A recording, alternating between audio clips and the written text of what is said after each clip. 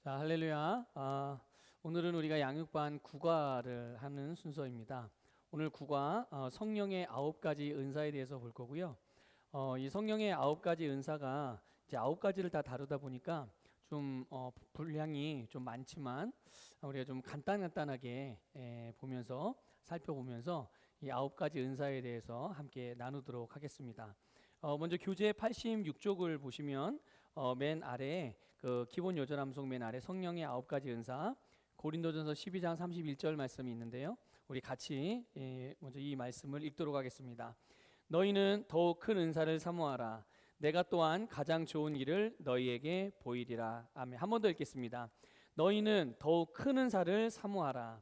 내가 또한 가장 좋은 길을 너희에게 보이리라. 아멘.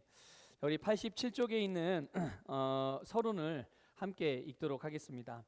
하나님의 말씀으로 무장하고 살아가는 그리스도인에게 하나님께서는 성령의 은사를 나눠주셔서 개인의 삶에서 승리할 뿐만 아니라 받은 은사로 서로 섬기기를 원하십니다. 성령의 은사는 개인과 교회를 더 강건케 하며 세부적으로 인도받을 수 있도록 하나님께서 성령의 뜻대로 나누어 주시는 하나님의 선물입니다. 아멘. 우리가 그 고린도전서 12장에 보면 성령의 9가지 은사가 나오고요. 갈라디아서 5장에 보면 또 성령의 9가지 열매가 나옵니다. 근데 이 둘은 성령의 9가지 은사와 성령의 9가지 열매는요, 그 내용도 다르고 특성도 달라요. 성령의 은사는 하나님께서 그 어떤 사역적인 필요에 따라서 은혜로 주시는 것입니다. 그래서 그것을 사용하는 사람의 영적인 성숙도 뭐 이런 것과는 직접적인 연관이 없어요.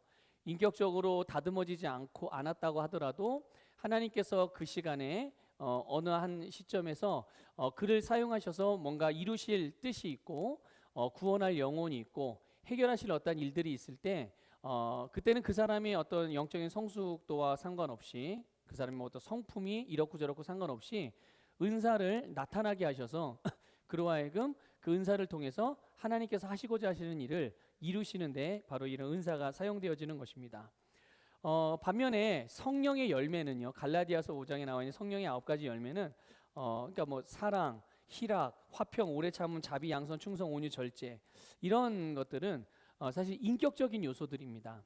그렇기 때문에 우리가 거듭난 후에 성령과 말씀을 통해서 영적으로 우리가 성숙해질 때 우리의 영이 맺게 되는 열매들, 그러니까 성령께서 우리의 영에 맺게 하시는 열매, 그러니까 성품적으로도 나타나고 어쨌든 우리의 인격적인 요소들입니다.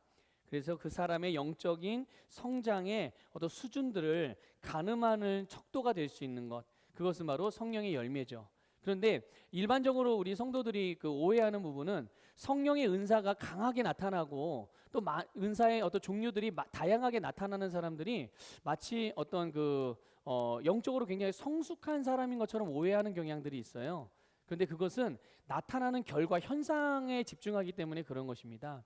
진짜 그 사람의 영적인 성숙도를 보려면 그 사람을 통해서 나타나는 성령의 열매, 바로 그 내적인 그 안에서 맺어지는 그런 그 인격적인 요소들을 통해서 보게 되면 이 사람이 영적으로 성숙했구나, 아직은 좀 더 성숙하지 못했구나를 우리가 알 수 있는 것이죠. 그래서 우리는 이 성령의 은사와 성령의 열매에 대한 오해가 없기를 부탁을 드리고, 그래서 때때로는 성령의 은사에 대한 특징을 잘 몰라서 잘 이해하지 못했기 때문에 성령의 은사가 그 은사를 통해서 능력이 나타나게 될 때 그것으로 인해서 반면에 그 은사를 나타내고 은사로 쓰임 받는 사람이 영적으로 성숙하지 못하고 인격적으로 성숙하지 못해서 이 성령의 열매가, 그러니까 당연히 성령의 열매가 풍성하지가 못하겠죠.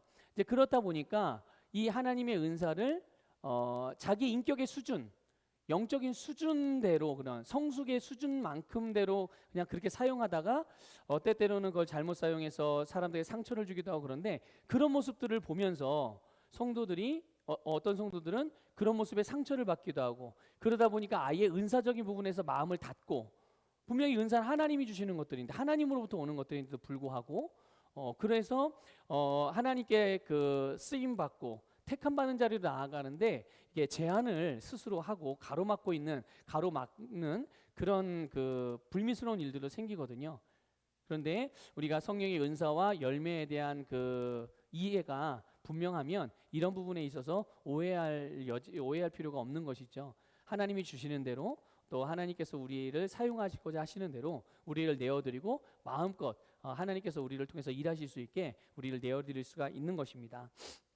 자, 성령의 은사는 우리 안에서부터 내가 뭐 속에서 만들어내는 것이 아니죠. 성령의 은사는 내가 만들어내는 게 아니라 하나님께 주시는 선물입니다. 그렇기 때문에 이것을 알고 그 성령 은사가 뭔지를, 성령 은사가 어떤 것들이 있는지를 알고 그것에 대해서 사모할수록 그 사모하는 사람에게 더 많이 당연히 나타나게 되고 주어지게 되고 그것이 더 나타나게 되겠죠. 그래서 하나님께서 우리를 위해서 좋은 것들을 너무나도 많이 예비해 주셨지만 그것이 우리의 삶에 실제가 되어서 나타나는 데에는 그에 대한 인식이 굉장히 큰 영향을 미칩니다.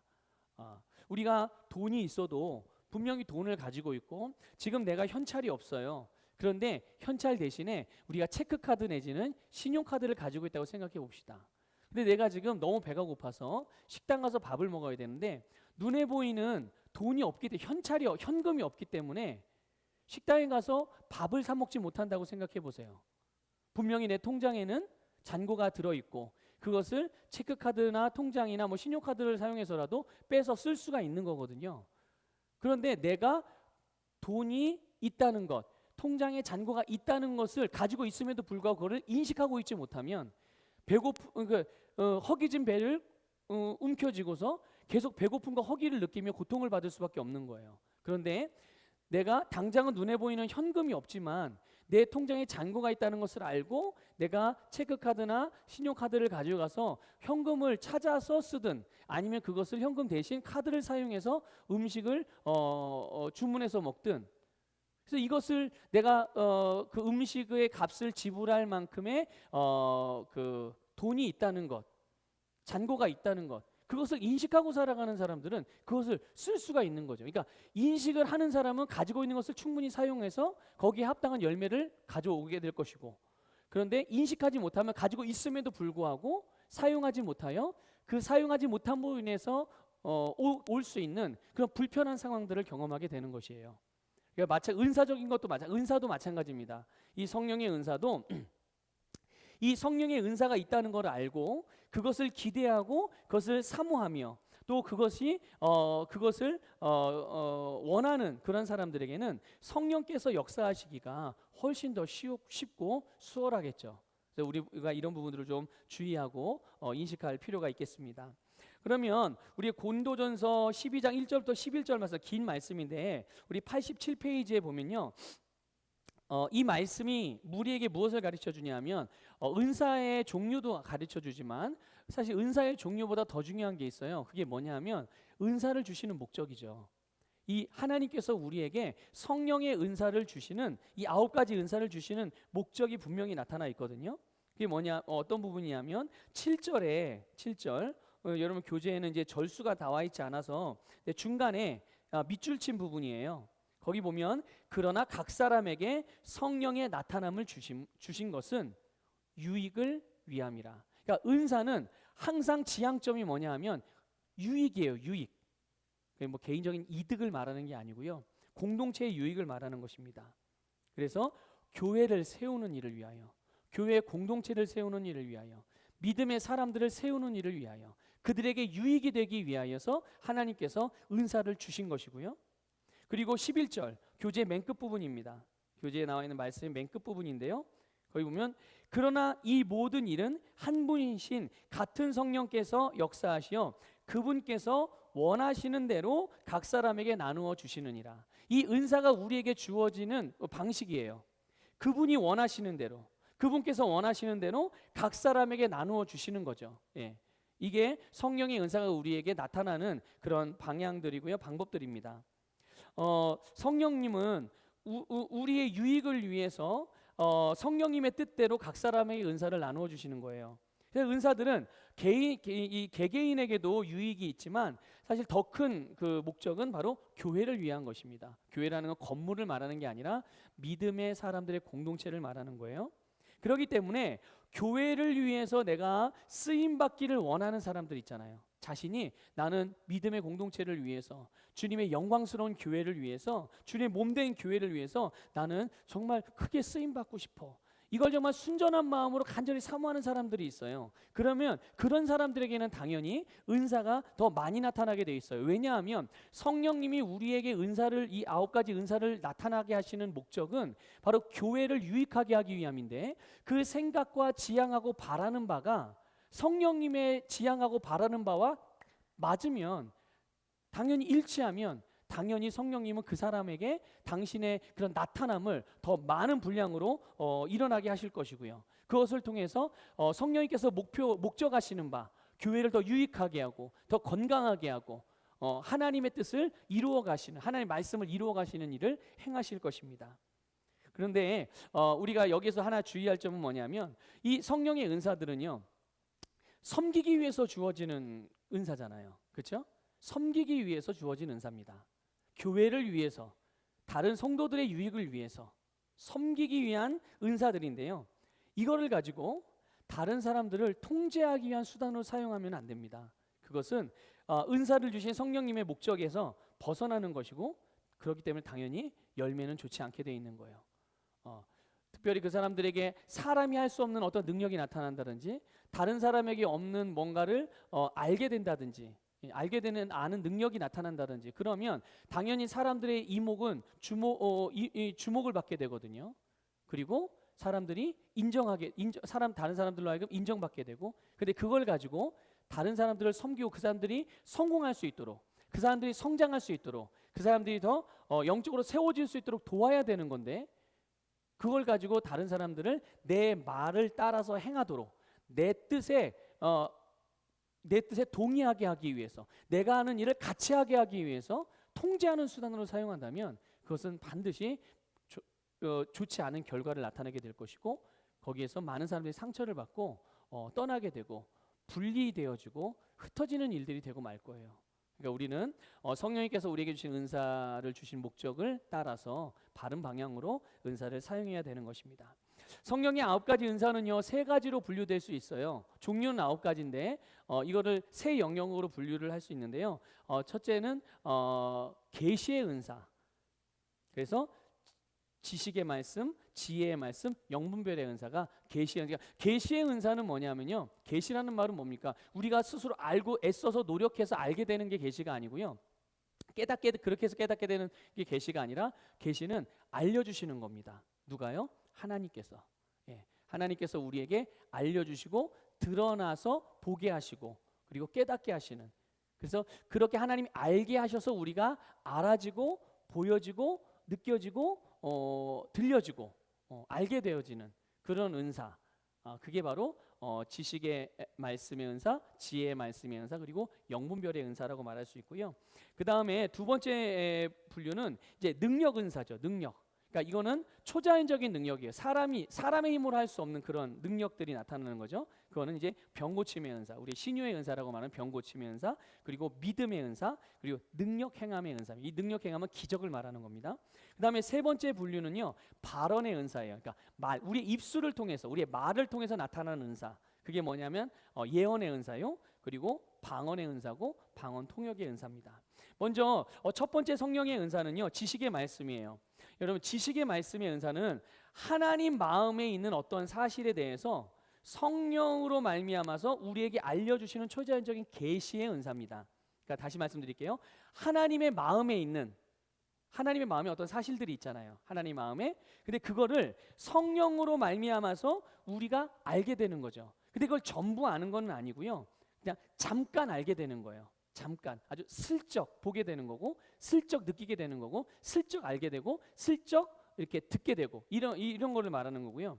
주로 이 지식의 말씀의 은사가 우리에게 나타날 때는 어떻게 나타나냐면, 현재나 과거의 사실들에 대한 부분들을 알게 되어지는 겁니다. 하나님이 그걸 알게 해주시는 거죠, 성령을 통해서. 그래서 이 지식의 말씀의 은사는 사건 전체를 뭐 다 이게 통찰하면서 꿰뚫어 보는 그런 게 아니라 영적인 세계의 것들을 조금 알게 되는 거. 잠깐 이렇게 어떤 뭐 방이 있다면 문을 잠깐 확 열었다가 닫았을 때 딱 보여지는 그런 장면들, 그런 느낌들, 이제 이런 것들을 말하는 거예요. 근데 방 안에 뭐가 있는지 다는 모르지만 내가 잠깐 본 거 그것만 알게 되는 거죠. 네, 이게 이제 지식의 말씀이라고 할 수 있고요. 기도하다가 우리가 이제 이런 부분들이 나타나는 것은 기도하다가 어떤 단어가 이제 떠오를 수도 있고요. 또 어떤 영적인 느낌일 수도 있고요. 아니면 또 어떤 장면으로도 나타날 수가 있어요. 근데 항상 이 지식의 말씀의 은사는요, 항상 그 시제가 과거나 현재의 일. 그러니까 이미 있었던 일이나 현재의 상태에 대한 정보를 하나님께서 알게 하시는 거죠. 그러니까 알려주시는 건데, 그렇기 때문에 이 지식의 말씀의 은사가 내게 제대로 이렇게 나타나게 되면 이거는 내용이 틀릴 수가 없는 거예요. 왜냐하면 이미 일어났던 일이고 지금 일어나고 있는 일에 대한 내용들이기 때문에 만약 이게 틀리면 그건 지식의 말씀의 은사를 잘못 받은 거가 되겠죠. 네, 이런 특징들이 있습니다. 그래서 이 지식의 말씀은 환상으로 오는 지식의 말씀의 예가 있어요. 환상이 뭡니까? 잠깐 보여지는 거를 말하는 거예요. 그래서 사도행전 9장 10절하고 11절을 보면 그 예가 나와 있습니다. 한번 보겠습니다. 같이 읽습니다.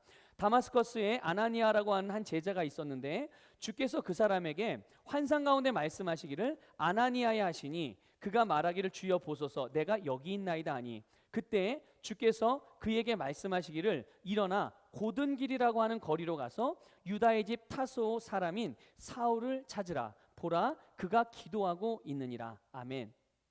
자, 지금 잠깐 제가 금방 생각난 거를 좀 말씀드리고 그 다음 진행하겠습니다. 여러분들이 우리가 지금 성령의 9가지 은사에 대해서 우리가 배우고 있는데요. 그 말씀을 전하는 자나 말씀을 가르치는 자를 통해서 하나님의 말씀이 선포되어질 때 성령님은 그 선포되어지는 말씀을 우리에게 이루시기 위해서 역사하십니다. 그러니까 우리가 특별히 이제 성령의 은사에 대한 부분을 우리가 함께 배우고 있으니까요. 이 9가지 은사를 우리가 배우게 될 때 그 하나하나를 배울 때마다 그것을 여러분의 것으로 아멘 아멘하고 받아들이시고 그것을 사모함으로 내게 나타날 것, 내 안에 계신 성령님께서 그것을 나를 통해서 나타나서 나를 사용해 주실 것, 이런 부분들에 대해서 사모하는 마음으로 여러분들 이 강의를 들으시고 이 양육을 받으시면 좋겠습니다. 그러면 그러니까 지금 이 시간이 그러니까 나중에 기도해서 내가 40일 작정해 기도해서 내 은사가 나타나게 해야지 그게 아니라 지금 당장 지금 이 순간 이 성령의 은사가 내 안에서부터 나타날 수 있도록 여러분들 그런 믿음으로 취하고 그런 사모하는 마음으로 우리 같이 양육 시간을 같이 함께하면 좋겠습니다. 자, 우리 지금 읽은 사도행전 9장 10절부터 11절 말씀의 내용이 어떤 거냐면요. 사도 바울이 아직 예수님을 영접하지 않고 사울이라는 이름을 가지고 있었을 때, 근데 그때는 어떤 사람이었습니까?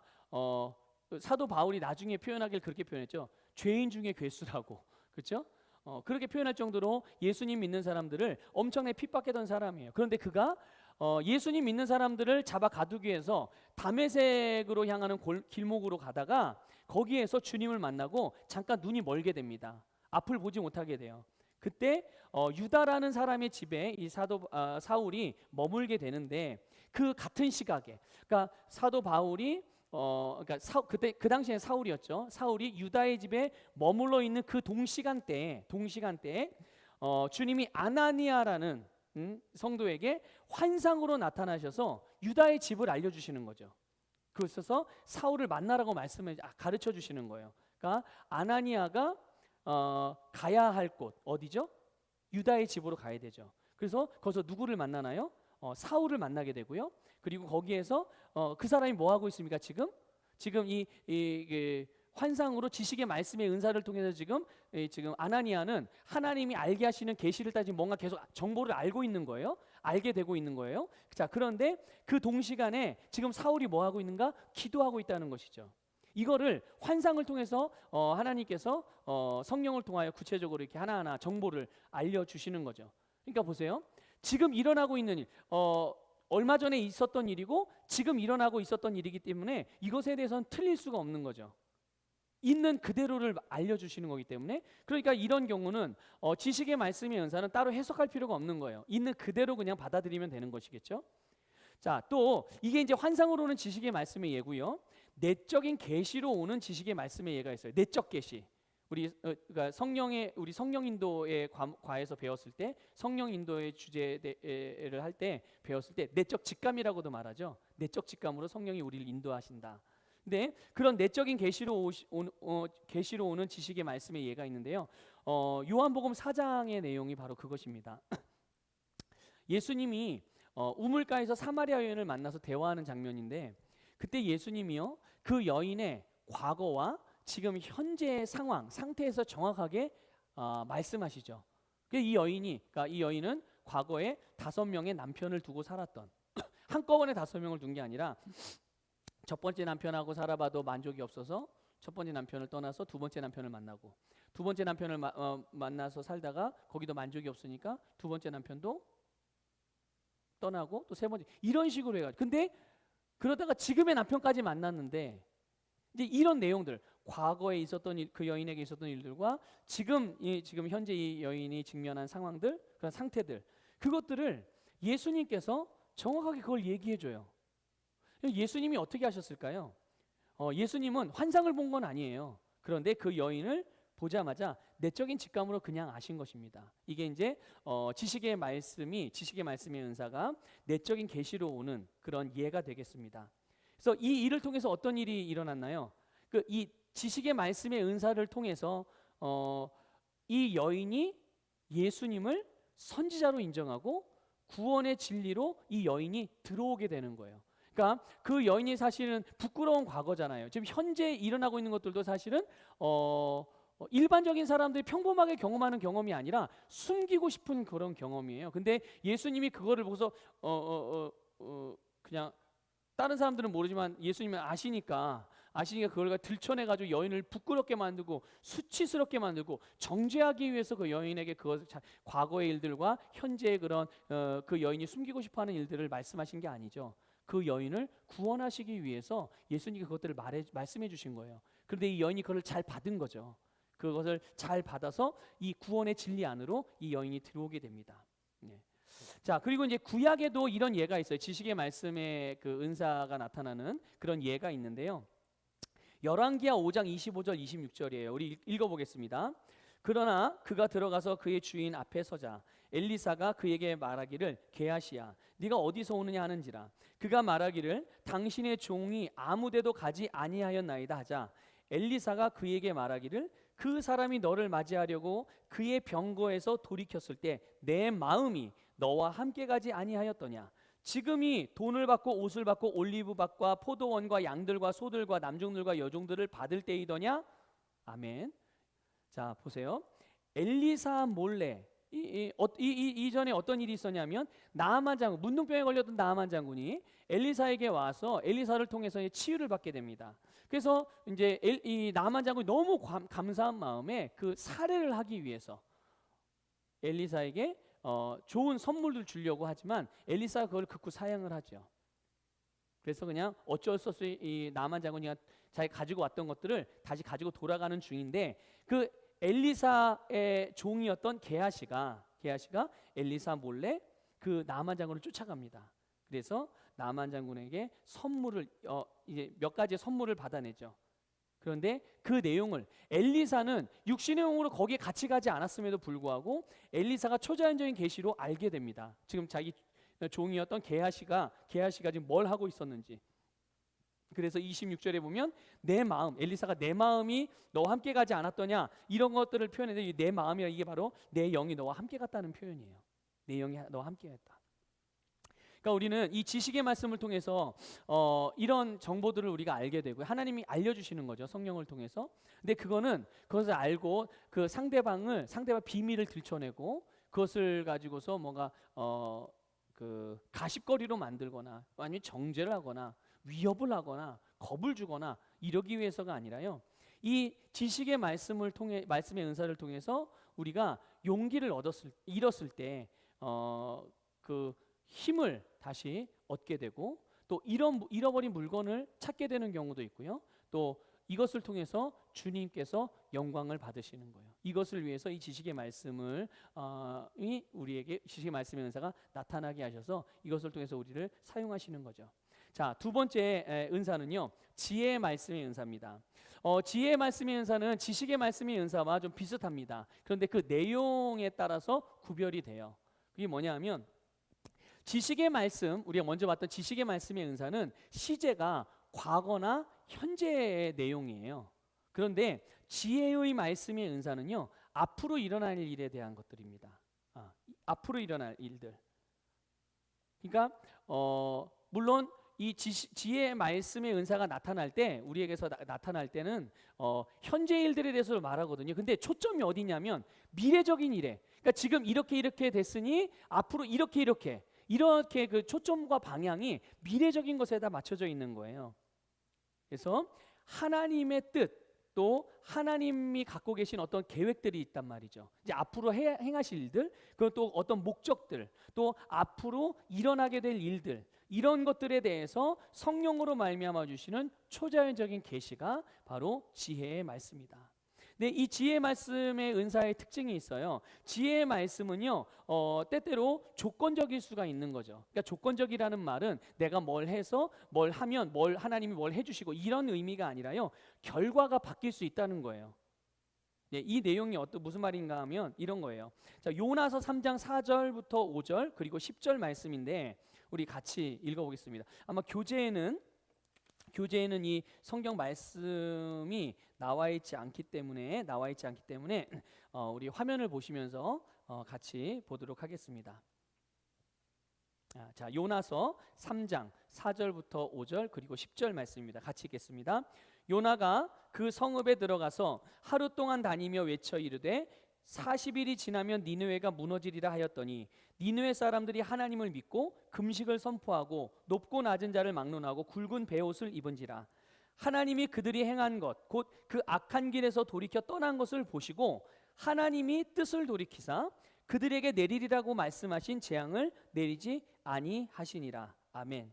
자, 이게 무슨 말이냐면요, 하나님께서 요나를 통해서, 요나 선지자를 통해서 니느웨 성이 앞으로 멸망될 거다, 하나님이 이제 이 성을 멸망시키실 것이다, 이거를 말씀하셔, 그걸 선포하라고 말씀하셨어요. 그래서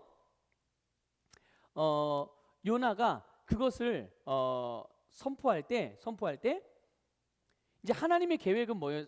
하나님이 그들에게 알려주신 거는 뭡니까? 앞으로 일어날 일들이에요. 니느웨 성이 어떤 일이 일어난다고 했습니까? 멸망하게, 심판을 당하게 된다라고 말씀하신 거예요. 자, 그런데 니느웨가 전하는 하나님의 선포되어지는 말씀, 그거를 듣고서 그 말씀을 딱 들었을 때 니느웨 성의 사람들이 하나님 앞에 회개하고 기도했어요. 하나님 앞에서 기도했단 말이죠. 그리고 회개했어요. 그것으로 인해서 하나님께서 그 니느웨 성을 심판하시려는 하나님의 뜻을, 이제 앞으로 그렇게 할 것이라는 그 뜻을 돌이키셔서 니느웨 성의 백성들이 구원을 받게 되는 거죠. 예. 그러니까 하나님의 목적은, 하나님의 뜻은 지금 선포되어진 말씀, 심판에 대한 내용이었지만 하나님의 뜻은 그들을 구원하는 데 있었던 거예요. 그러니까 그들은 이제 자기들의 죄를 회개했을 때 그 말씀을 믿고 회개했을 때 그들에게서 앞으로 일어나게 될 일에 대한 내용이, 미래가 달라지게 된 것이죠. 심판이 아니라 구원이 임하게 된 것입니다. 그러니까 지혜의 말씀의 은사는 이런 의미에서 조건적이라고 말하는 거고요. 결과가 바뀔 수 있다는 것이죠. 열왕기하 20장 1절부터 3절 말씀에도, 열왕기하 20장 1절부터 3절 말씀인데 여기 보면 히스기야 이야기가 나옵니다. 히스기야 이제 읽어보겠습니다. 히스기야가 병들어 죽게 될 것이라는 말씀을 들었을 때 하나님 앞에 회개하고 기도함으로써 수명을 연장받아요. 히스기야가 15년 동안 수명을 연장받거든요. 그런데 보세요, 하나님께서 분명히 말씀하신 것은, 이사야 선지자를 통해서 말씀하신 것은 병들어 죽게 될 것이다 이제. 그런데 결과가 병들어 죽게 됐습니까? 아니죠. 결과가 달라졌어요. 어떻게 해서 달라졌습니까? 히스기야가 결과를 바꾼 거죠. 바꾸게 한 거죠. 무엇을 통해서? 바로 하나님 앞에 회개하며 하나님 앞에 기도함을 통해서. 그러니까 이런 의미에서 결과가 바뀔 수도 있다라고 말씀하는. 특별히 이 지혜의 말씀의 은사를 통해서 우리에게 나타날 때, 이 지혜의 말씀의 은사가 나타나게 될 때 우리의 앞으로 되어질 일들에 대한 미래적인 일들에 대해서 부정적인 내용이 있을 수 있어요. 부정적인 내용. 그런데 부정적인 내용은 그 내용 자체가 하나님의 뜻이 아니라는 걸 우리는 명심해야 됩니다. 우리가 지난 시간에 하나님의 성품에 대해서 배웠어요. 하나님의 성품에는 정죄, 죽음, 심판 이런 게 없어요. 하나님의 성품은 항상 신실하고 사랑이시고 의로우시고 하나님은 그런 분이시거든요. 그러니까 우리가 이 지혜의 말씀의 은사를 통해서 어떤 부정적인 내용에 대한 미래에 대한 일들의 내용을 들었다고 하더라도 그것이 그 자체가 하나님의 뜻이 아니고요. 바로 그것을 통해서 사단의 전략을 우리에게 들춰내 주시는 거예요. 보여주시고 알려주시는 거죠. 그러니까 지금 현재 상태, 지금 내가 이 상태로 계속 간다면 어떤 결과가 오게 될지를 알려주시는 거죠. 그래서 우리가 지금의 상태가 아니라 이 상태를 바꿔서 돌이켜서 기도하고 우리가 바르게 대처함으로써 미래의 일들을 변화시키기를 원하시는 거예요. 그러니까 우리가 어떤 이 지혜의 말씀의 은사를 통해서 앞으로 일어나게 될 일에 대한 그런 부정적인 내용들을 알게 되었다면 그럴 때는 우리가 두려워할 게 아니라 또 무서워할 게 아니라 주춤할 게 아니라 우리가 기도하고 말씀을 선포해서 상황을 바꾸어야 하는 것. 이게 이제 우리가 해야 될 일인 것이죠. 자, 또 지혜의 말씀의 은사의 특징은 환상이나 영적인 꿈, 또 실제적인 목소리를 통해서도 올 수 있다는 것이죠. 그래서 그 내용에 따라서 이게 이 환상, 영적인 꿈, 실적인 목소리의 그 내용에 따라서 이게 지식의 말씀의 은사로 나타나는 건지 지혜의 말씀의 은사로 나타나는 건지를 우리가 알 수가 있습니다. 자, 그래서 우리 사도행전 9장 15절을 좀 볼게요. 사도행전 9장 15절 말씀을 보겠습니다. 그러나 주께서 그에게 말씀하시기를 가라. 이는 그가 이방인들과 왕들과 또 이스라엘 자손들 앞에서 내 이름을 증거하기 위하여 내가 선택한 그릇임이라. 아멘. 자, 여기 보면 사울을 복음 전파 사역을 위해서 하나님이 택하시고 세우는 사람이라는 것을 아나니아에게 알려주시는 내용이에요. 그러니까 하나님께서 앞으로 하실 일에 대해서 사울을 통해서 하실 일에 대해서 말씀해 주시는 부분이죠. 네. 자, 그 다음에 이 지혜의 말씀의 은사의 또 다른 특징은 뭐냐면 하나님의 보호를 확실하게 하기 위해서 이 은사가 사용되어질 수 있다는 겁니다. 우리에게 하나님의 보호가 확실하다는 사실을 알게 하기 위해서. 그러니까 우리의 미래에 대한 하나님의 계획과 목적, 우리 지금은 모르잖아요. 그것이 뭔지 이제 그 궁극적인 건 알지만, 최종적인 건 알지만 그것을 이루는 과정의 구체적인 그런 내용들이라든지 그런 부분들은 잘 모르거든요. 그런데 그것을 이 지혜의 말씀의 은사를 통해서 우리에게 나타내 주시고 알려주시고 보여주심으로 우리로 하여금 지금 눈에 보이는 어떤 상황이나 환경과 상관없이 그 하나님의 계획, 하나님의 의도, 하나님의 뜻, 이거 하나님의 목적을 우리가 믿음으로 붙들고 확신을 가지고 다시 설 수 있고 다시 발걸음을 뗄 수 있고 다시 달려갈 수 있는. 그래서 우리가 그런 일들을 위해서 이 지혜의 말씀의 은사가 우리에게 주어지고 우리를 통해 또 나타나게 되고 그래서 교회와 성도들을 유익하게 세우는 일을 하는 것입니다. 또 세 번째 영적인 성령의 세 번째 은사는 영분별의 은사입니다. 영분별의 은사. 그러니까 이 영분별의 은사는요, 그 어떤 사건이나 그 현상의 영적인 배후 세력을 알게 하는 성령의 계시죠. 내가 노력해서 연구해서 알아지는 게 아니고 성령께서 계시해 주시는 거예요. 알려주시는 거죠, 우리에게. 그래서 이 마지막 때가 되면 성령의 역사가 더 강력해지고 또 초자연적인 역사가 점점 더 많이 일어나게 될 것입니다. 그게 이제 하나님의 말씀에 기록된 바거든요. 그런데 그와 동시에 그러니까 성령을 위장한 악한 영의 역사도 동일하게 증가해요. 사단의 그 특징 중에 하나가 뭐냐면 사단은 타락한 천사입니다. 원래 하나님이 사단을 만든 게 아니에요. 사단을 만든 게 아니라 천사, 그러니까 천사가 타락한 천사 중에 일부 어떤 천사가 타락을 했기 때문에 그 타락한 천사가 사탄이 된 것이고요. 그 사탄이 하나님을 대적하는 하나님의 원수가 된 거죠. 그런데 그러니까 기본적으로 사탄은 타락한 천사이기 때문에 천사가 할 수 있는 일은 사탄도 동일하게 할 수 있어요. 그렇기 때문에 우리에게서 일어나는 어떤 현상적인 것들 가운데서 영적인 배후를 분별하는 일은 너무나 중요하죠. 그런 예가 사도행전 16장에 나와 있고요. 우리 16절부터 18절을 같이 보면 지금 교재에 우리 같이 읽어보겠습니다. 시작. 그 후 우리가 기도하려고 나가서 점치는 영에 사로잡힌 어떤 소녀를 만났는데 그녀는 점을 쳐줌으로써 자기 주인에게 상당한 수익을 얻어주더라. 그녀가 바울과 우리를 따라오면서 외쳐 말하기를 이분들은 지극히 높으신 하나님의 종들이라. 우리에게 구원의 길을 전하신다라고 하더라. 그 소녀가 여러 날을 이렇게 하므로 바울이 마음이 아파서 그 영을 향하여 내가 예수 그리스도의 이름으로 내게 명하노니 그녀에게서 나오라고 말하니 그 즉시로 나오더라. 아멘. 자, 이 사도 바울이 귀신에 사로잡혀 가지고 점을 쳐주는 한 소녀를 만나게 됩니다. 근데 복음을 전하는 사도 바울과 사도 바울의 일행을 보면서 이 귀신에 사로잡힌 소녀가 쫓아다니면서 이렇게 외치는 거예요. 이들은 지극히 높으신 하나님의 종으로서 구원의 길을 전하는 자입니다. 이러고 쫓아다니면서 외치고 다니는 거죠. 그런데 보세요.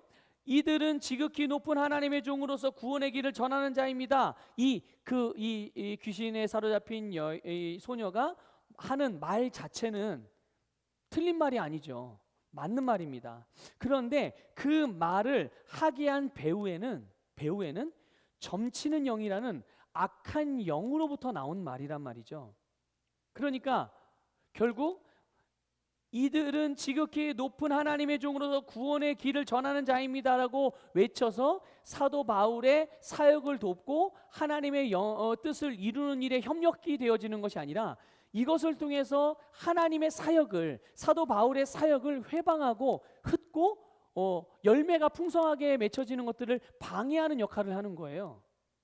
그러니까 바울은 이것을 그 순간 알아채서 이 소녀에게 역사한 악한 영을 예수 그리스도의 이름으로 쫓아내고 소녀를 해방시켜 주었어요.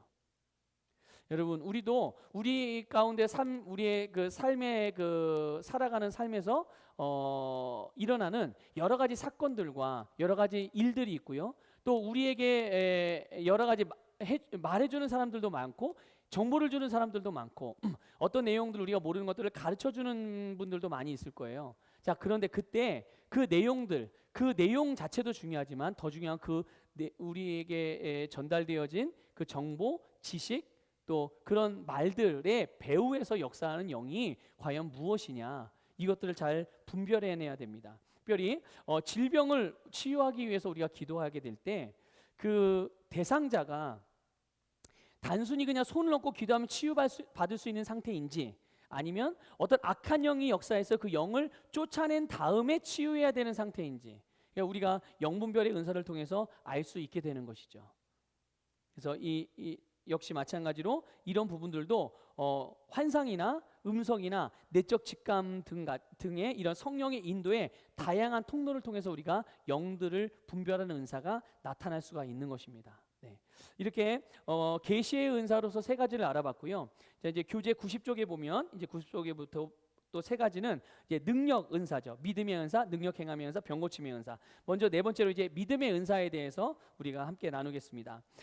모든 그리스도인은요, 우리가 거듭날 때 일정 분량의 믿음을 받았어요. 근데 그 믿음은 바로 우리를 구원하는 믿음입니다. 우리를 구원하기에 충분한 믿음이죠. 근데 우리가 복음을 받아들일 때 우리에게 이 믿음이 온 겁니다. 그러니까 모든 거듭난 사람들은, 모든 성도들은 이 믿음을 다 가지고 있는 거죠. 그런데 그 믿음을 받은 이후에 거듭난 이후에 이 믿음을 각자 훈련함으로써 확장하고 강하게 해서 삶에서 더 많은 실제를 누리는 것, 또는 누리지 못하는 것, 이런 것들은 이제 우리에게 달려 있는 거예요. 우리의 몫인 거죠. 똑같은 상황을 만났는데 A라는 사람은 그 상황에서 아주 쉽게 믿음을 적용하고 그 믿음의 결과를 보는 경우도 있습니다. 그런데 B라는 사람은 똑같은 상황을 만났는데 그 상황에 대해서 똑같은 상황을 만났어도 이 B라는 사람은 그 상황에 쉽게 믿음을 적용하지 못하는 거예요. 믿음을 적용하지 못해서 작은 일도 제대로 다루지 못해가지고 제한된 상태에 놓이면서 굉장히 어렵고 힘든 삶을 살아가는 사람이 있는 거죠. 예. 그러니까 우리가 평소에 우리가 주님으로부터 받은 이 믿음을 잘 적용해서 살아온 사람들은 그 믿음을 적용하는 일에 있어서 어려움이 없는 반면에 우리가 거듭날 때 받았던 그 믿음, 우리가 구원받기 위해서 우리가 발휘했던 그 믿음을 구원받는 일에만 사용하고 그냥 쟁여놓고 비축해놓고 삶의 어떤 문제들 앞에서 삶을 살아가는 실제적인 삶에서 이 믿음을 사용해보지 않은 사람들은 믿음을 사용해서 삶을 다스리는 일에 굉장히 어려움이 있을 거예요. 그래서 왜 나는 안 되지라고 생각할 수도 있죠. 내가 안 되는 게 왜 나에게만 안 되는 게 아니라요. 내가 그 믿음을 사용하지 않았었기 때문에 믿음의 결과를 보지 못하고 있는 겁니다. 그럼 만약에 지금 당장이라도 그 믿음을 사용하는 것을 배우고 그 믿음을 사용한다면 어떻게 될까요? 우리의 삶은 완전히 달라지겠죠. 예, 그러니까 믿음을 사용하며 살아가는 것이 우리가 마땅히 살아야 될 바입니다. 자, 그런데 지금 우리가 은사에 대해서 보고 있는 거예요. 성령의 은사. 그런데 믿음의 은사가 있어요. 그러니까 은사적인 믿음이 아니고 우리가 하나님을 구원받을 때 받았던 그 믿음 말고 은사적인 믿음이 있는데요. 이 믿음의 은사는 이 각자의 믿음의 수준을 뛰어넘어서 일시적으로 하나님으로부터 큰 믿음이 주어지는 것을 의미하는 거예요. 그러니까 숫자로 표현하면 평소에는 내 믿음의 수준이 5만큼이라고 예를 들어볼게요. 5만큼의 수준인데 순간적으로 하나님께서 어떤 일을 이루셔야 되는데 지금 이 어떤 일을 이루셔야 되는데 그 일을 이루기에는 7만큼의 믿음이 필요한 거예요. 그럼 어떻게 하실까요? 바로 그 하나님께서 이루시고자 하시는 그 일을 이루기 위해서 나에게 7만큼의 믿음의 은사를 통해서 은사적으로 믿음을 부으셔서 그 일들을 만들어내고 성취하게 하시는 일, 이루게 하시는 일. 이런 경우가 이제 믿음이 은사적으로 나타나는 이 믿음의 은사, 성령의 은사 중에 네 번째 은사인 믿음의 은사가 나타나는 경우입니다.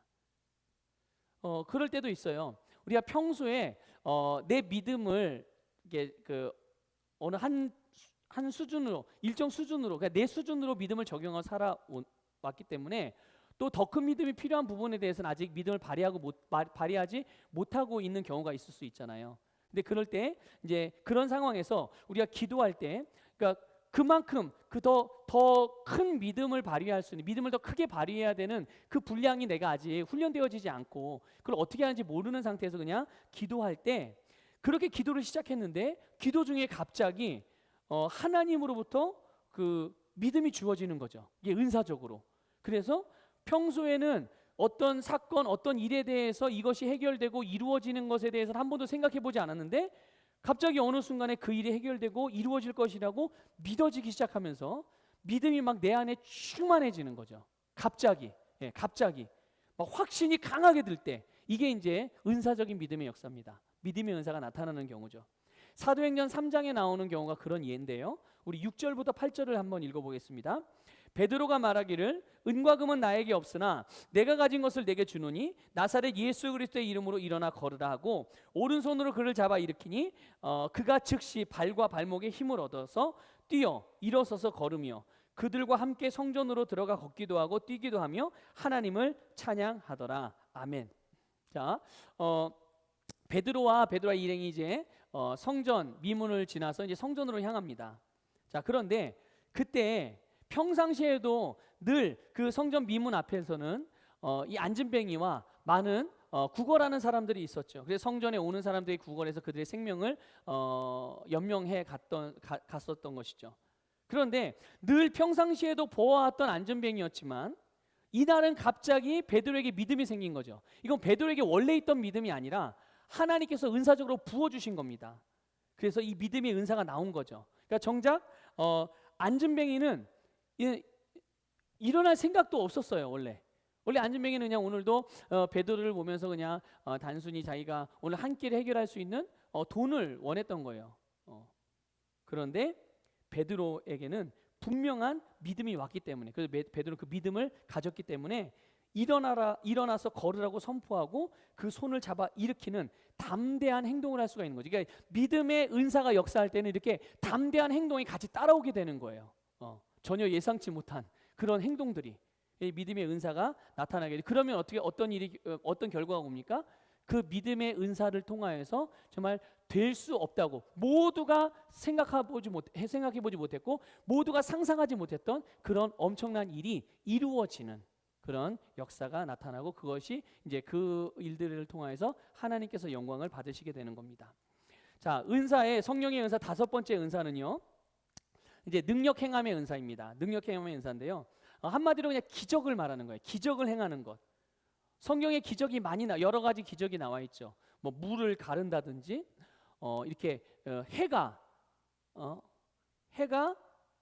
해를 멈추게 한다든지, 또 아니면 풍랑을 잠잠하게 한다든지, 또 떡 5개와 물고기 2마리로 수천 명을 먹이시는 이런 일들, 너무 다 이 능력 행함의 능력이 은사적으로 나타나는 경우예요. 열왕기하 2장 14절에 보면 이런 말씀이 있습니다. 엘리야에게서 떨어진 외투를 집어 물을 치며 말하기를 엘리야의 주 하나님은 어디 계시나이까 하며 그 또한 물들을 치니 물들이 이리저리 갈라진지라 엘리사가 건넜더라. 아멘.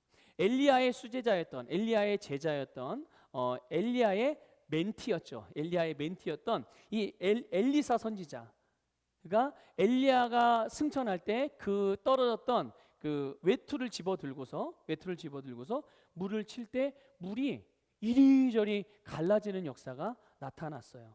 정말 기적이 일어난 거죠. 또 열왕기상 17장 15절 16절에도 이런 말씀이 있습니다.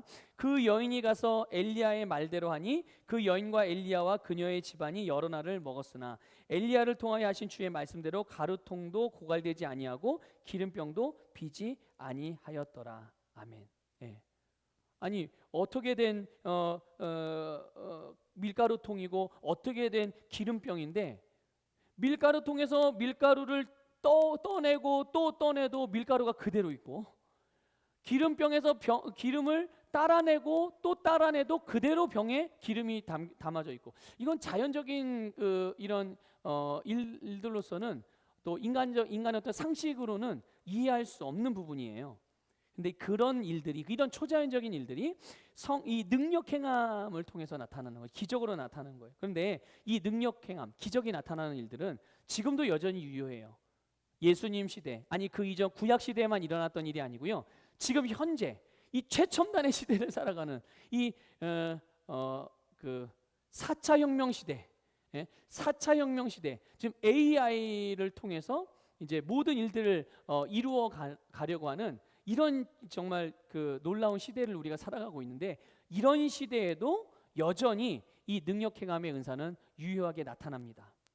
그리고 마지막 때가 될수록 오히려 더 활성화되어서 나타나야 될 은사이고 그렇게 나타나게 될 것입니다.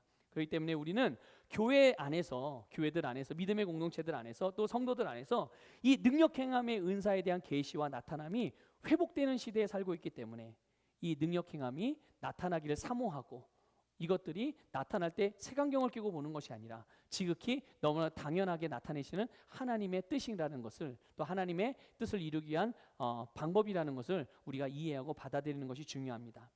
자, 그런데 이 능력, 기적을 행하는 일은, 이 기적을 행하는 일의 동기는 항상입니다. 항상 사랑이어야 되고요. 능력 행함이 우리에게도 얼마든지 일어날 수 있는 일이라는 것을 받아들이고 항상 기대함으로 우리의 성령의 통로를, 우리 안에 있는 성령의 통로를 활짝 열어 두시기를 부탁을 드립니다. 그럴 때 나를 통해서도, 어떤 특별한 사람을 통해서가 아니라 나를 통해서도 내 안에 계신 성령님이 은사적으로 능력 행함의 은사가 나타나게 하실 것입니다. 자, 6번째 은사는요, 병고침의 은사예요. 병고침의 은사. 우리 사도행전 19장 11절 12절 읽겠습니다. 하나님께서는 바울의 손을 통해 비상한 능력을 행하게 하셔서 그의 몸에서 손수건이나 앞치마를 가져다 병자에게 대기만 해도 질병이 떠나고 또한 악령들도 그들에게서 나가더라. 아멘. 자, 이 병 고치는 은사는 뭐 특별하게 따로 설명할 필요도 없어요. 병 고치는 은사에 대해서 우리가 너무나 잘 알고 있는 건데요. 병 고치는 은사는 믿는 자들에게는 이런 표적이 따르니 병든 사람에게 손을 얹은즉 나으리라. 마가복음 16장에 나와 있는 말씀입니다. 병든 사람에게 어떻게 한다고요? 손을 얹은즉, 뭐 기도해주고 뭐 소리쳐주고 쫓아주고 그게 아니에요. 손을 얹은즉, 믿음으로 손을 얹으면 그가 낫는다고 말씀하고 있습니다. 이런 말씀처럼 모든 새로운 피조물에게 주어진 특권이자 능력, 그 중에 하나가 바로 병 고치는 은사예요. 그런 면에서 병 고치는 이 병 고침의 은사는 성도로서, 우리가 일반적인 성도로서 가지고 있는 이 치유에 대한 기름 부으심이 있거든요.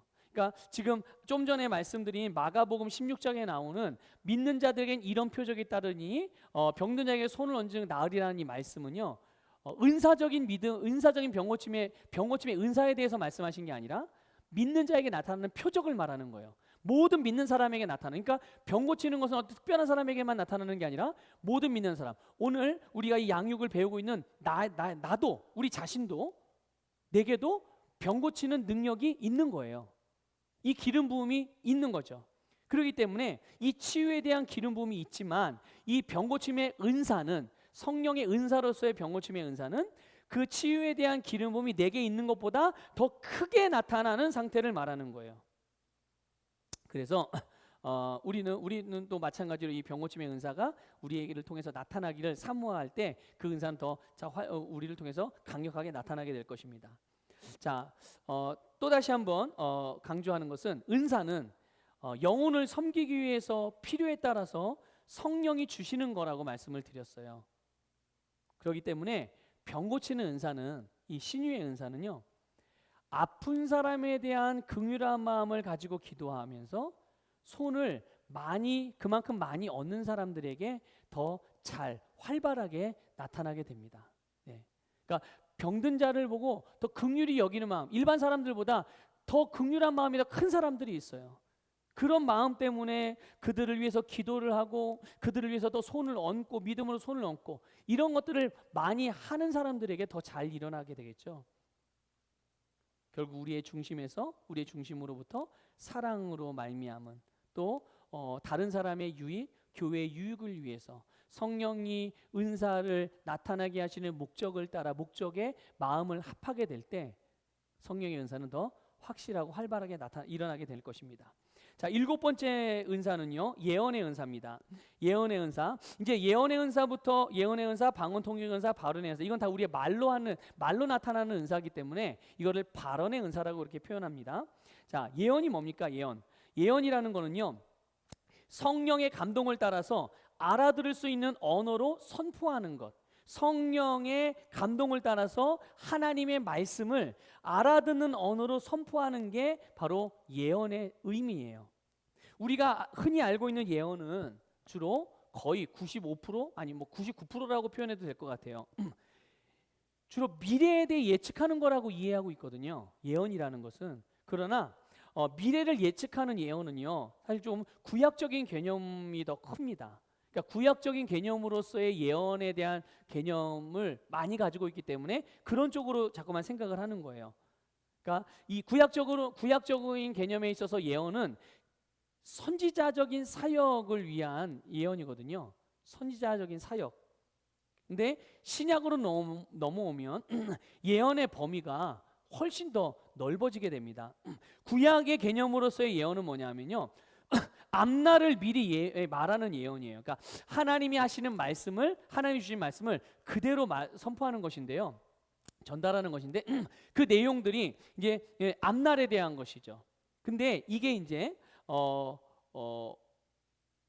신약에 보면, 에베소서에 보면 오중 사역이 나와요. 사도, 그리고 선지자, 그리고 복음 전하는 자, 목사, 교사, 이렇게 나오는데 그 중에서 선지자의 직분으로 부름받은 사람들이 하는 그런 예언, 그들에게서 나타나는 예언, 바로 미래적인 일들에 대해서 하나님이 주신 말씀을 전하는 사역들, 이것을 행하는 사람들, 그게 선지자적인 그런 사역이고요. 그들에게 나타나는 이 은사고요. 그들에게 나타나는 예언의 그런 모습들이죠.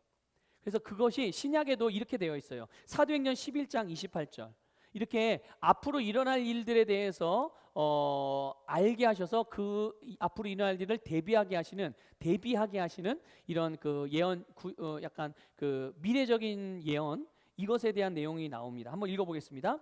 그들 가운데서 아가보라고 하는 한 사람이 일어나서 성령으로 알리기를 온 세상에 큰 흉년이 있을 것이라 하더니 클라우디오 카이사 때에 그렇게 되니라. 아멘. 이 아가보는 어떤 사람인가? 일반 평신도가 아니에요. 선지자입니다. 그러니까 선지자의 직분을 받은 예언자인데요. 그를 통해서 앞날에 일어날 일들에 대해서 예언하게 되었고요. 그 일이 클라우디오 때에 이루어졌다고 말씀했어요. 그러니까 이 예언은요, 이 지혜의 말씀, 주로 그 이 선지자적인 예언이죠. 선지자적인 예언은 주로 지혜의 말씀과 일맥상통하는 부분이 있습니다. 그래서 그 예언의 은사를 통해서 이 선지자인 직분을 가지고 있는 자가 앞으로 미래적인 일들에 대해서 말씀할 때, 그것들을 알려주는 일들, 그것들을 전달해주는 일, 이게 이제 미래적인 예언이고 선지자적인 예언이고요. 이게 이제 구약적인 개념으로서의 예언입니다. 그럼 신약의 개념으로서의 예언이 무엇인가? 고린도전 14장 3절에 나와 있어요.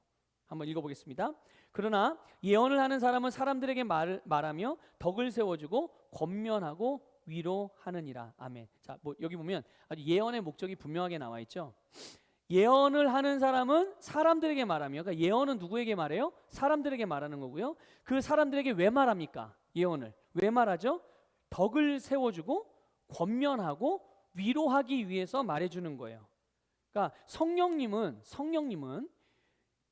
사람을 끌어내리고 정죄하고 비판하는 일 하시나요? 안 하시나요? 절대 하지 않습니다. 그런데 예언 가운데 만약에 이런 것들이 나왔다, 그러면 그거는 뭔가 잘못된 겁니다. 성령은 그렇게 역사하지 않으세요. 성령님의 성품과 다르게 나온다는 것은 그거는 다 잘못된 것이라고 보면 정확합니다. 그래서 다른 사람들을 세우고 또 상황을 바꾸기 위한 예언이 신약적인 개념의 예언이고, 그리고 성령의 감동을 따라서 지식의 말씀이나 지혜의 말씀의 은사를 통해서 거듭난 그리스도인이라면 이런 것들을 통해서 누구나 할 수 있는, 그러니까 거듭난 그리스도인들은요, 지식의 말씀의 은사, 지혜의 말씀의 은사를 통해서 이렇게 예언할 수가 있는 거예요. 그러니까 어떤 사람들을 만날 때, 뭔가 이야기할 때 그 사람에게 주님의 말씀으로 뭔가를 권면해주고 위로해주고 세워주고 용기를 주고자 하는 그런 감동이 성령님으로부터 막 오는 거죠. 그럼 그때 우리는 어떻게 합니까? 주님의 말씀으로 그에게 말해줘서 권면하고 축복해주고, 그에게 용기를 주고 그를 위로해주는 말. 그러니까 내가 하고 싶다고 하는 건 아니고요. 그거는 은사적으로 은사적인 예언의 말이 아니고요. 그러니까 성령이 내 안에서 뭔가를 말씀하시도록 감동하셨을 때 그 감동을 따라서 그를 위로하고 권면하고, 근데 그 위로하고 권면하는 내용들은 뭐냐 하면 바로 하나님의 말씀인 거예요. 말씀으로.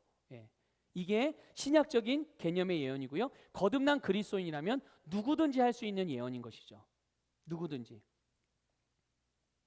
자, 그런데 우리가 이제 예언 그 사역을 할 때 주의할 점이 있습니다. 그게 뭐냐면 예언은 하나님이 성령을 통해서 우리에게 주셔서 우리로 하여금 나타나게 하시는 거잖아요.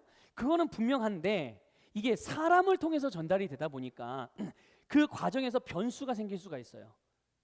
우리가 수돗물 예를 들면 이해하시기가 쉬울 것 같습니다. 수원지에서 깨끗한 물이 공급이 되잖아요. 그런데 만약에 그 수원지에서 내보내는 물이 통과해서 우리까지 오게 되는 그 관이 있잖아요. 그 통로인 수도관을 통과하게 되면, 근데 그 수도관이 오염되어 있거나 이물질이 섞여 있다. 그러면 그 통로를 통해서 오는 물도 변질될 수 있잖아요. 그렇죠? 뭐 얼마 전에 보니까 막 수돗물에서 뭐 이상한 벌레들 나온다고 한참 이슈가 됐었던 적도 있는데, 그런 것처럼 보세요. 그런 것처럼 은사를 받은 사람이라 할지라도, 은사가 나타나는 사람이라, 은사를 통해서 쓰임 받는 사람이라고 할지라도 여전히 우리 모두는 다 영적으로 성장하는 과정을 거쳐가고 있는 사람들이기 때문에 하나님이 주신 메시지를 혹이라도 내 자신의 어떤 변화되지 않은 생각이나 변화되지 않은 감정이 그 예언의 말씀 가운데 묻어날 수가 있는 거예요.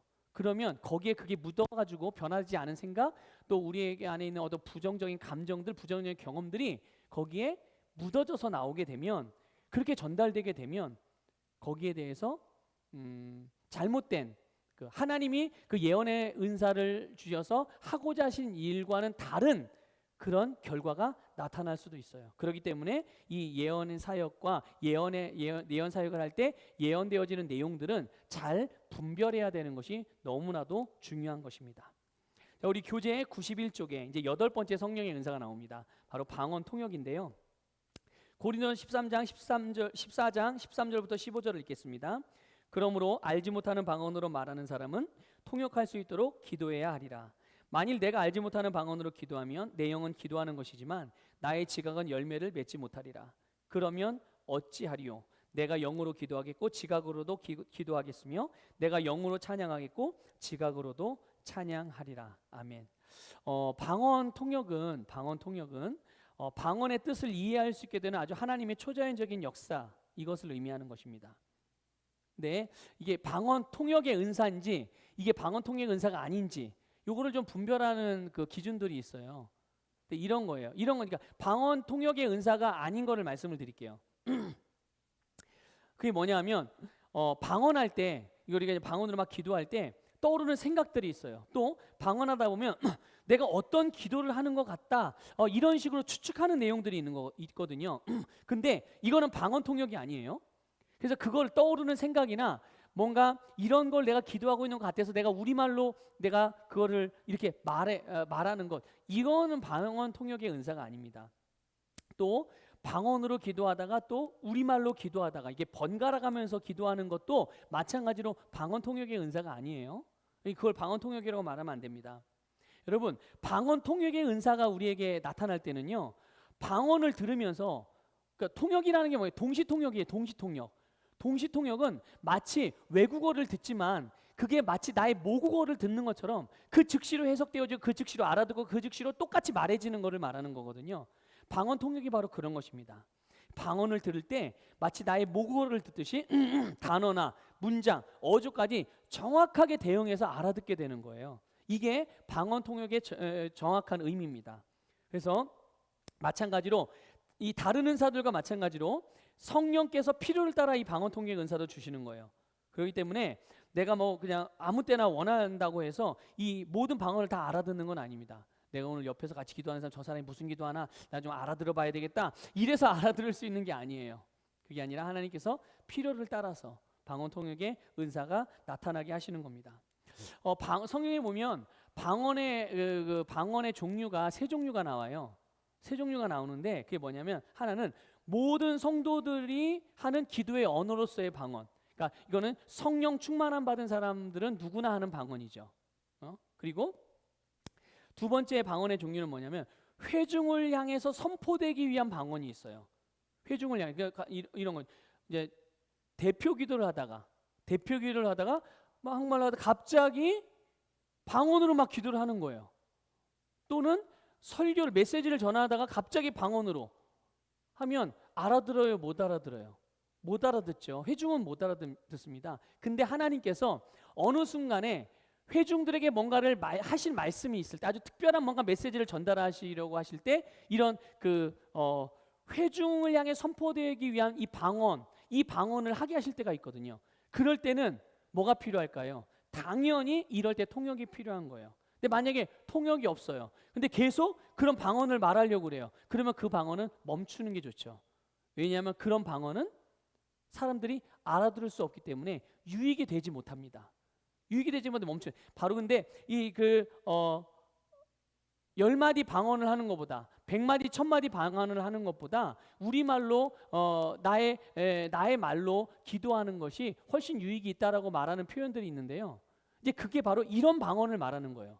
모든 성도들이 하는 그런 기도의 언어로서의 방언을 하지 말라는 얘기가 아니라 바로 지금 말한 이런 종류의 방언을 말하는 것이니까 성경에서 방언은 이미 사도시대 끝났어, 신약시대 끝났어 이렇게 말씀하시면 큰 오해입니다.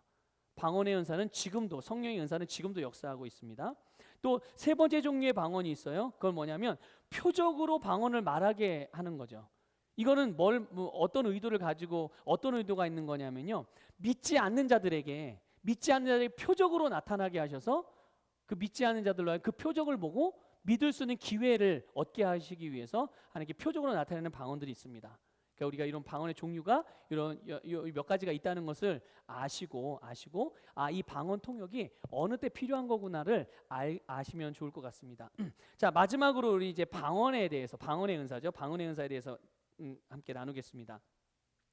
자, 지금까지 지금 첫 번째부터 지식의 말씀의 은사부터 지금 방언 통역의 은사까지 8가지, 지금 다룬 8가지 은사들은 누구에게 언제 나타날지가 전적으로 누구에게 달렸습니까? 성령님께 달려 있어요. 성령님의 뜻에 달려 있어요. 그래서 성령의 뜻에 따라서 성령이 원하실 때 성령님이 자유롭게 사용하시는 거예요. 그런데 방언의 은사는 좀 예외입니다. 방언의 은사는 우리 각자가 원하면 언제든지 어디서든지 수시로 할 수가 있어요. 사용할 수가 있는 거죠. 그 이유가 있습니다. 그 이유는 뭐냐면 이 방언의 은사는 다른 사람이 아니라 나 자신을 세우기 위해서 주신 은사이기 때문에 그래요. 이 방언의 은사 목적 자체가 자신을 세우는 은사이기 때문에, 나를 세우는 은사이기 때문에 내가 원할 때는 언제든지 꺼내서 사용할 수가 있는 것입니다. 자, 우리 고린도전서 14장 4절을 보겠습니다. 같이 읽습니다. 알지 못하는 방언을 말하는 사람은 자신의 덕을 세우나 예언하는 사람은 교회의 덕을 세우느니라. 여기 보면 방언을 말하는 사람은 누구를 무엇을 세운다고 말하고 있습니까? 자신의 덕을 세우는, 그러니까 자기를 세우는 거예요. 나를 세우는 일. 그래서 방언은 우리의 영이 하나님의 비밀들을 말하는 거예요. 그렇기 때문에 우리의 하나님의 비밀들을 말함으로써 우리의 기도를 돕는 기도의 은사가 이 방언의 은사. 그래서 고린도전서 14장 2절은 이런 말씀이 있습니다. 같이 읽어보겠습니다. 알지 못하는 방언으로 말하는 사람은 사람에게 말하지 아니하고 하나님께 함으로 아무도 알아듣지 못하나니 이는 그가 영으로 신비들을 말함이니라. 아멘.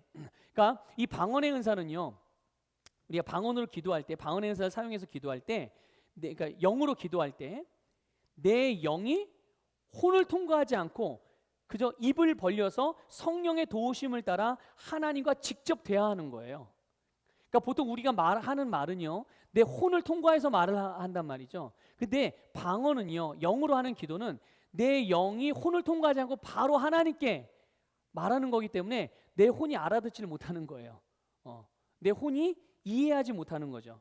그래서 내가 생각해낼 수도 없고 알 수도 없고 이해할 수 없는 더 높은 차원의 기도, 시간과 공간을 초월한 영적인 기도를 할 수 있게 되는 것이고, 이게 정말 놀라운 방언의 능력입니다. 그래서 예수 그리스도를 믿고 성령 받은 사람이라면, 성령 충만함 받은 사람이라면 누구나 우리 신앙생활의 연수와 상관없이 방언을 말할 수 있어요. 지금 당장이라도 혹 여러분들 가운데 방언을 아직 한 번도 말해본 적이 없는 분이랄지라도 지금 당장이라도 방언을 말할 수 있어요. 하나님 방언 주시옵소서 이렇게 기도할 필요도 없습니다. 만약에 기도해야 될 내용이 있다면 이거예요. 성령 충만하기를 원합니다. 이거죠. 성령 충만하기를 원해서 그 성령 충만을 위해서 기도하면 성령 충만을 그 즉시로 하나님이 부어주세요. 어떤 성령 충만의 현상이나 어떤 징조가 나타나지 않아도 내가 그렇게 구했으면 성령 충만이 나에게 온 것입니다. 그렇게 믿고 내가 영으로서 내가 소리를 발음하기 시작하면 내 안에서 성령을 통해서 성령이 하신 내 입을 사용하여, 내 목소리를 사용하여 내 영의 기도를 돕게 되는 것입니다. 그러니까 누구든지 믿음의 사람이라면 누구나 방언을 말할 수가 있는 것입니다. 그래서 방언은 성령 충만함을 받은 첫 번째 사인이에요. 지금 이게 이제 방언의 유익들을 지금 우리에게 알려주고 있는 것입니다. 방언의 유익. 우리가 이제 말씀을 통해서 확인을 할 건데요. 자, 사도행전 2장 4절 읽겠습니다. 시작. 그들 모두가 성령으로 충만하여 성령께서 그들에게 발설하게 하신 대로 다른 언어들로 말하기 시작하더라. 아멘. 성령으로 충만한 자들은 누구든지 영을 따라서 말할 수 있는 거예요. 방언으로 말할 수 있다는 것을 알려주고 있는 것입니다. 또 두 번째 방언의 유익이 있습니다. 방언을 말하면 우리의 영이 세움을 받는다. 그러니까 아까 우리 자신을 세운다고 그랬죠. 우리는 이제 양육을 이 믿음의 완성을 통해서 양육의 과정들을 지금 하나하나 배워가고 있는데요. 우리가 배운 것 중에 너무나도 중요한 부분이 있죠. 내가 누구입니까? 나는 영입니다. 진짜 나는 영이에요. 예. 내 몸이나 이게 아니라 진짜 나는 영입니다. 그러니까 여기서 아까 우리가 말씀에서 본 것처럼 방언은 자신을 세운다고 그랬어요. 진짜 나를 세우는 거예요. 그러니까 진짜 나인 뭘 세우는 거죠? 바로 영을 세우는 거죠. 고린도서 14장 4절 읽겠습니다. 알지 못하는 방언을 말하는 사람은 자신의 덕을 세우나 예언하는 사람은 교회의 덕을 세우느니라. 예언은 교회를 세우기 위한, 공동체를 세우기 위한 것이라면, 다른 사람을 세우기 위한 것이라면, 방언은 그것을 말하는 개인을 세우기 위한 것입니다. 그래서 방언을 말하는 사람은 자기의 덕을 세운다고 했는데 이건 뭐냐면 이렇게 생각하시면 됩니다. 마치 벽돌을 한 장 한 장 쌓아서 건물을, 집을 지어가듯이 우리의 영을 든든히 믿음에 건축해가는 과정이, 그러니까 우리의 영을 믿음 위에 잘 건축해가는 과정, 그게 우리가 영으로 말하는 기도, 영으로 하는 기도, 방언으로 하는 기도고요. 그래서 우리 배터리를 충전하듯이 방언을 통해서 우리의 영의 능력을 새롭게 하고 능력으로 채운다고 말할 수가 있습니다. 고린도서 14장 14절 말씀도 보겠습니다. 만일 내가 알지 못하는 방언으로 기도하면 내 영은 기도하는 것이지만 나의 지각은 열매를 맺지 못하리라. 그러니까 우리가 처음 방언을 말하거나 아니 기존 원래 그냥 방언의 기도를 계속 해왔다고 하더라도 종종 그런 생각을 할 수가 있거든요. 지금 내가 무슨 말을 하고 있는 건가 이해가 되지 않기 때문에 막 답답하게 느껴지기도 해요. 그래서 방언을 오랫동안 지속하기가 지속하는 30분, 1시간, 2시간, 3시간씩 방언으로 기도하는 것을 어렵게 느끼는 분들이 있어요. 그런데 여러분 오늘 말씀을 통해서 확인해 보세요. 만일 내가 알지 못하는 방언으로 기도하면 내 영은 기도하는 것이면 내 지각은 어떻게 된다고요? 열매를 맺지 못한다. 내 생각은 열매를 맺지 못한다. 알아듣지 못한다는 거예요. 그런데 방언은 우리의 영이 열매를 맺어요. 내 지각, 내 혼은 열매를 맺지 못하지만 바로 우리의 영이 열매를 맺는 거예요. 그렇기 때문에 우리가 영으로 신비를 말하면서 놀라운 기도를 지금 하고 있다는 것을 믿고 방언으로 기도하는 것을 지속한다면 정말 그 효과가 우리의 삶에서 엄청나게 나타나게 될 것입니다. 또 방언기도의 방언의 은사의 세 번째 유익은요, 방언을 할 때 성령님의 내주가 실감나게 됩니다. 내주라는 표현이 있어요. 바로 내 안에 거하신다는 거죠. 내 안에 거하신.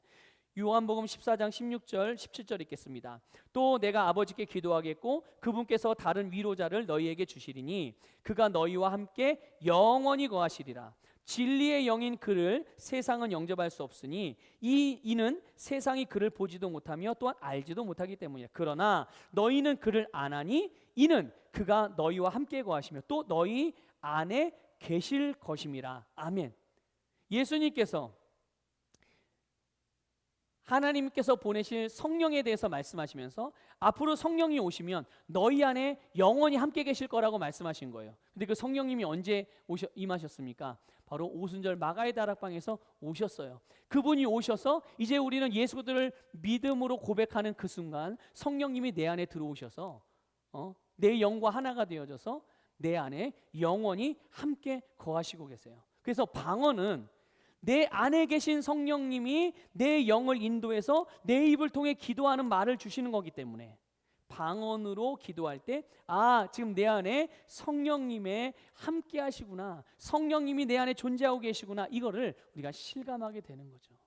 그러니까 이것을 우리가 실감하며 확신하며 인식하며 방언의 기도를 하게 되면 방언 기도 더 강력해지죠. 하면 할수록 막 강력해지는 것입니다. 자, 네 번째 방언의 유익이 있습니다. 방언 기도는 하나님의 온전하신 뜻을 따라 기도하는 것입니다. 로마서 8장 26절 27절 있습니다. 이와 같이 성령께서도 우리의 연약함을 도우시나니 이는 우리가 마땅히 기도해야 할 것을 알지 못하나 성령께서 친히 말할 수 없는 신음으로 우리를 위하여 중보하시기 때문이라. 마음을 살피시는 분이 성령의 생각이 무엇인지 아시나니 이는 그분이 하나님의 뜻대로 성도들을 위하여 중보하시기 때문이라. 성령님이 하나님의 뜻대로 성도들을 위해서 중보하십니다. 그래서 우리가 방언으로 기도할 때, 영으로 기도할 때 그 기도의 내용은요, 그 어떤 것 하나도 하나님의 뜻에서 벗어나 있는 게 없어요. 때로 우리는 우리의 지각을 가지고 우리의 생각으로 하는 기도는요, 하나님의 뜻하고 상관없이 기도하는 내용들도 많이 있잖아요. 또 뭘 기도해야 될지 몰라서 그냥 내가 감각적으로, 내가 혼적으로, 그냥 이성적으로 내가 어떤 내가 원하는 바를 기도할 수도 있어요. 그런데 영어로 기도할 때는 우리에게 진짜 필요한 게 뭔지, 진짜 이루어져야 될 주님의 뜻이 뭔지, 이걸 우리의 영은, 성령님은 우리의 영에 그 정보를 주시거든요. 알게 하시거든요. 근데 그거를 우리가 방언 기도를 통해서, 방언의 은사를 통해서, 은사적인 이 방법을 통해서 성령의 언어로 말하게 될 때, 하나님이 세상을 말씀으로 창조하셨던 것처럼, 말씀하실 때 이 세상에 나타났던 것처럼, 또한 우리 믿는 모든 자들에게 믿고 구한 것은 나타나게 이루어 주신다고 말씀하신 것처럼, 우리가 믿음으로 우리의 성령께서 인도하심을 따라서 영으로 기도하는 그 기도의 내용들, 그 내용 우리의 지각으로는 이해할 수 없지만 가장 지금 정확하고 가장 온전하신 뜻을 지금 계속 믿음으로 말하고 있기 때문에 그것은 반드시 이루어지게 되는 것입니다. 이게 이 방언의 은사의 놀라운 축복입니다. 또 다섯 번째 유익이 있습니다. 방언 기도는 우리의 믿음을 세웁니다. 유다서 1장 20절 있습니다. 그러나 너희 사랑하는 자들아, 너희의 지극히 거룩한 믿음 위에 너희 자신을 세우고 성령 안에서 기도하며, 성령 안에서 기도함으로 너희 자신을 지극히 거룩한 믿음 위에 세우고, 이런 표현들이 있는데요. 네. 방언 기도는 우리 각자가 가진 믿음 안에서 최고의 수준으로 기능할 수 있도록 우리를 세워주는 역할을 하는 거예요. 그러니까 보세요. 내가 만약에 그렇잖아요. 예전에, 아주 오래전에 제가 들었던 정보인데, 그러니까 얘기인데요. 뭐냐면 사람의 뇌가 엄청난 기능을 가지고 있답니다. 그런데 실제로 우리가 내가 가지고 있는 이 뇌의 기능을 만약 100%라고 친다면 10%도 안 된대요. 10%가 뭐예요? 5%도 안 된답니다. 내가 가지고 있는 나의 뇌의 기능을 우리가 일상생활을 하면서 평생 살아갈 때 사용하는 그 퍼센테이지가 그렇다는 거예요. 근데 이게요, 믿음도 마찬가지입니다. 영적인 일에서도 우리가 가지고 있는 믿음이 있거든요. 우리가 가지고 있는 믿음의 분량이 있어요. 지금 내 믿음의 수준이 있거든요. 그런데 그 믿음의 수준, 믿음의 어떤 능력, 하나님이 주신, 우리에게 주신 믿음의 능력이 있는데, 믿음의 능력인데, 하나님이 우리에게 주신 믿음의 능력을 만약에 10이라고 한다면, 내가 가지고 있는 게 10이에요. 근데 우리는 그 10을 다 사용하지 못한다는 거죠. 다 사용하지 않는 거예요. 사용하지 않기도 하고 사용하지 못하기도 하고, 몰라서도 못하고, 알았어도 초점을 거기다 안 두고 영적인 일에 안 두고 살아가니까 나타나지 못하는 거고요. 사용할 수 없는 거고요. 자, 그런데 우리가 영으로 기도하면요, 우리의 믿음이 세워지고, 그렇기 때문에 우리가 하나님이 우리에게 주신 믿음의 분량이 있고, 그 주신 믿음 안에서 내가 가진 믿음의 최고의 수준으로 기능할 수 있도록 우리를 세워주는 역할을 하는 것이 바로 방언의 은사가 우리에게 주는 유익입니다. 그러니까 우리는 방언을 하면 할수록 우리는 나의 믿음의 분량이 증가되는 것뿐만 아니라 내가 가지고 있는 그 믿음의 분량의 최대치를 사용하면서 살아갈 수 있으니 얼마나 풍성한 그런 축복의 삶을 살아갈 수가 있겠습니까? 네, 이게 우리가 방언 기도의 유익이고요. 하나님이 우리에게 주신 이 방언의 은사, 나타나 계시는 방언의 은사의 능력입니다. 자, 여섯 번째 방언의 유익이 있습니다. 방언 은사의 유익이 있습니다. 방언을 할 때 세상의 오염으로부터 우리를 지킬 수 있습니다. 그렇죠, 여러분. 여러분, 세상은요, 감각적으로 기능하는 사람들이 오감을 통해서 정보를 얻게 됩니다. 보고, 듣고, 느끼고, 그리고 맛보고, 냄새 맡고, 이런 것들을 통해서. 그런데 거듭난 사람들은요, 하나님의 말씀을 통해서 우리의 혼을 바꾸고 육신의 감각도 지배하며 살아가는 사람들이에요. 그런데 그런 우리가 세상적으로 오염이 많이 오염된 곳에 가면 우리가 스스로 방어할 필요가 있겠죠. 방어할 필요가 있는 거죠. 그럴 때 우리가 방언으로 기도하면 내 영을 흔들어서 막 활성화시키는 거잖아요. 그러니까 그렇게 되면 혼과 몸이 어떤 외부적인 환경적인, 그러니까 밖에서의 일어나는 그런 영향으로부터 영향을 받지 않고 제한을 받지 않고 그 전에 먼저 우리 안에서부터 일어나는 성령 충만으로 무장되어질 수 있는 것, 이것이 우리가 방언할 때 우리 방언 기도의 유익인 것입니다. 자, 7번째 유익이 있습니다. 우리의 지식으로 알 수 없는 것을 기도할 수 있다. 그렇죠. 왜냐하면 고린도서 14장 14절에서 우리가 알 수 있듯이 내 영이 기도하는 거예요. 내 영이 기도하는 건데 우리의 영이 기도하는 건 내가 모르잖아요. 근데 내가 영이 기도하는 것을 알지 못하지만 뭔가를 기도하고 있는 거예요. 근데 우리의 그 지식이라는 것, 우리의 지식이라는 게요, 우리의 혼이라는 게 모든 것을 다 아는 게 아니거든요. 우리의 혼은, 우리의 지식은요, 오감을 통해서 정보를 얻게 되는 거예요. 오감. 근데 그러니까 굉장히 제한적으로만 알 수가 있는 거죠. 근데 성령님은 그게 아니잖아요. 모든 것을 알고 계시잖아요. 그러니까 우리가 이 오감을 통해서 얻은 정보가 아닌 그 이상의 영에 속한 것들, 그런 것들을 위해서 우리가 기도할 수 있는데 그게 바로 방언 기도의 능력입니다. 그래서 우리는 시공간의 제약을 받잖아요. 살면서 우리는 시간과 공간의 제약을 받는데 성령님은 시간과 공간뿐만 아니라 모든 걸 초월한 지식, 모든 것을 초월한 지혜를 가지신 분이에요. 그러니까 우리가 인지하고 깨닫지 못하는 일이라 할지라도 우리가 방언으로 기도하게 될 때 성령님 모든 것을 대비해 주시고 준비해 주시고 해결되게 하시는 거죠. 우리가 방언 기도할 때 그런 일들이 일어나는 것입니다. 8번째 방언의 유익은요, 방언할 때 우리가 영적으로 상쾌해지는 경험을 하게 됩니다. 방언은 우리의 영을 활성화시키는 최고의 방법인데 우리의 영이 활성화되면요, 우리 영으로 충만해지는 거죠. 영적으로 충만해지면 우리 안에서부터 생수의 강물이 퍼올려지고 신선한 기름 부음이 흘러나와서 영적으로 상쾌해질 뿐만 아니라 우리의 혼과 몸의 스트레스와 피로까지도 해소되어지는. 그래서 막 몸이 되게 피곤할 때는 기도하기가 힘들어지잖아요. 그냥 쉬고 싶잖아요. 근데 그럴 때 한번 여러분 테스트해 보세요. 그때 시험해 보십시오. 어떻게 해요? 내가 정말 몸이 피곤할 때 영으로 기도해 보세요. 방언으로. 뭐 누워서도 괜찮고 뭐 앉아서도 일어나서도 괜찮아요. 방언으로 기도하면 희한하게 얼마 있지 않아서요, 내 몸이 개운해지고 피곤이 싹 사라지는 것을 경험하게 될 것입니다. 이게 놀라운 일이죠. 네. 또 마지막으로 이제 우리 방언 기도의 마지막 유익인데요, 방언 기도는 온전한 감사 기도예요. 우리가 감사 기도를 하나님께 드리잖아요.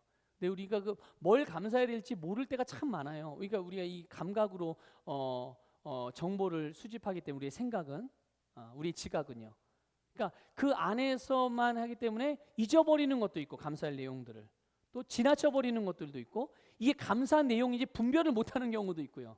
그런데 우리가 영으로 기도할 때 진짜 내가 무엇을 하나님께 감사해야 할지를 알아서 그것을 감사하는 기도의 내용이 우리가 하는 방언 안에 다 담아져 있는 것입니다. 그래서 전심으로 주님을 찬양하고 온전히 감사드리고 싶은데 표현할 언어가 부족하거나 또는 그걸 모를 때 우리가 방언으로 기도하면 주님 앞에 최고의 감사의 기도를 할 수가 있는 거죠. 자, 지금까지 우리가 9가지 성령의 은사에 대해서 함께 나눴습니다. 정말 하나하나마다 정말 깊이 있게 다루고 정말 오랜 시간 동안 함께 배우면 좋겠지만 우리가 이게 양육반이라는 이 과정 가운데서 배운 거기 때문에 짧은 시간에 간단하게 우리가 배웠는데요. 그럼에도 불구하고 이 내용 하나하나를 이 간단하게나마라도 알고 이해하고 우리가 은사를 사모할 때 이 은사는 우리에게도 동일하게 나타나게 될 것입니다. 자, 우리 함께 정리하는 내용들을 우리 함께 읽도록 하겠습니다. 자, 마지막 부분인데요. 교재 93쪽입니다. 교재 93쪽 아래쪽에 성령의 9가지 은사는이라고 시작하는 부분이 있는데 우리 함께 읽도록 하겠습니다.